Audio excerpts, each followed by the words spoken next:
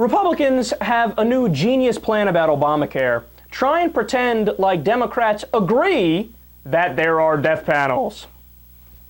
So what they did is they put a list of Democrats up on the screen on Fox News, and they're like, they don't like Obamacare. These guys don't like Obamacare. See, they're Democrats and they agree with us. See, death panels are real. Death panels are real. No, you fools. Those Democrats in particular are against certain portions of Obamacare. Yes. By the way, as am I, because I would prefer a Medicare for all system. So plenty of room to critique Obamacare. But they take any criticism and they say, no, these guys agree. They think that Obamacare has death panels.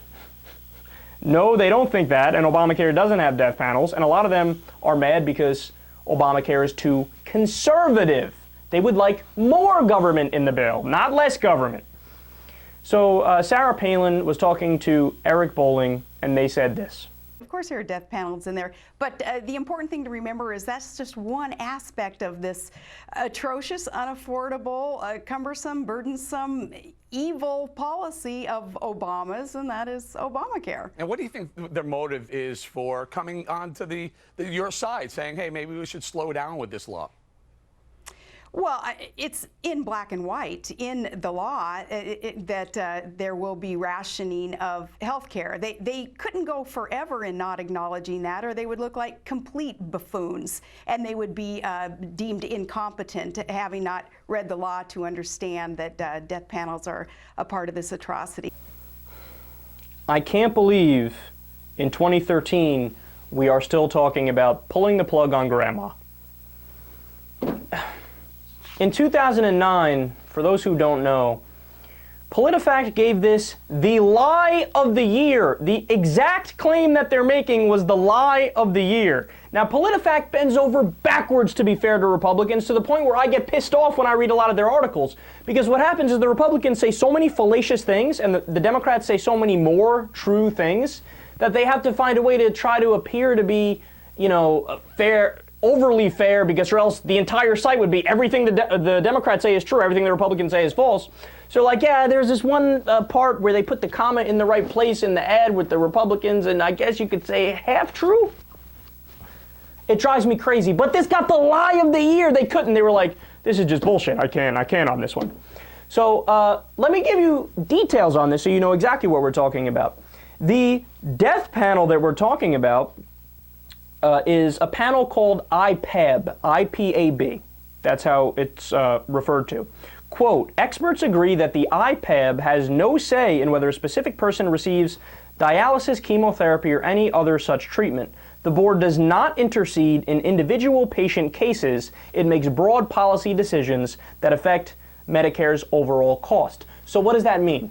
So for example, under the Bush administration, they cut a deal with the pharmaceutical companies where they wouldn't negotiate for drug prices. Now, that's not a good deal, and President Obama extended that deal. And what IPAB would do is they would look at a deal like that and say, hey, here's some recommendations as to how you can save more money. Negotiate with the pharmaceutical company. And in other administrative ways too. It has nothing to do with individual cases. It's all about broad policy proposals. But the Republicans took this out of context, saying, oh, they're going to kill your grandma. Furthermore, the IPAB is barred from making policy recommendations that would block patients from receiving needed care. Quote, the legislation explicitly forbids the board from rationing care, said Stuart Gutterman, a healthcare policy expert with the Commonwealth Fund, which is a nonpartisan group that works to improve healthcare access, quality, and efficiency. The reason why this ticks me off so much is because not only are they wrong on this claim, the truth is the exact opposite. So what do I mean by that? I mean, they are defending the system that has the actual death panels. You know what the actual death panels are? The private insurance companies.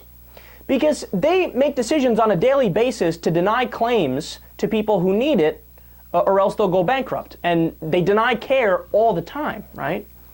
In fact, there's one example. They have whole departments that exist that do just that. There's one example I cover all the time because it's such a clear example of how immoral a private health insurance system is. What they do is they'll go through all your old contracts and say, well, this one you didn't put your middle initial. This one you did. So all your contracts are null and void. We're not going to pay out on your claim. Sorry, you'll go bankrupt. Or one woman, they looked in her past to see if there's anything that she didn't tell them. They said, oh, we found out you had acne, so we're now not going to cover your cancer treatment. She's like, what are you talking about? It was acne. It's what? And they say, no, you say it's acne. We say it's cancerous skin lesions. Therefore, you didn't tell us about your pre-existing condition being cancer, so we're not going to pay. Sorry.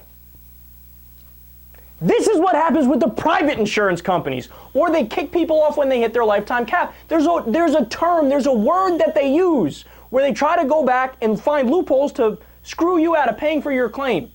An actual death panel, the term is rescission. It's called rescission. But no, they don't talk about that. All they want to talk about is fake death panels that exist under Obamacare, which is an attempt at a solution to fix all the horrible problems in the private insurance system.